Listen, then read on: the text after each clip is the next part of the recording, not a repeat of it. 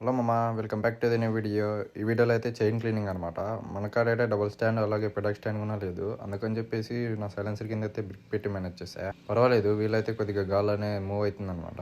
ఈ మాత్రం ఉంటే చాలు చైన్ క్లీనింగ్కి. ఇంకా డీజిల్ టూత్ బ్రష్ తీసేసుకొని చైన్ క్లీనింగ్ అయితే రెడీ అయిపోయా. కొంతమంది ఉంటారు కదా, అరే 500 కిలోమీటర్స్ గా తిరిగింది, ఇంకా కొద్దిగా తిరిగి చేద్దామని చెప్పేసి. అందులో నేను ఒకడిని. దాదాపు నా బండి మీటర్ పరంగా చూసుకుంటే 800 కిలోమీటర్స్ చేంజ్ తిరిగేసింది. అందుకని చెప్పేసి ఇంత డస్ట్ అయితే ఫామ్ అయింది. ముందుగా ఇలా డీజిల్ అయితే స్ప్రే చేసేసుకొని చైన్ అయితే నీట్ గా డస్ట్ లేకుండా క్లీన్ చేసేసుకోవడమే. ఫ్రంట్ పాకెట్ కూడా రిమూవ్ చేద్దామని చెప్పేసి 8 నెంబర్ టీవీ తీసుకొని వచ్చేసా.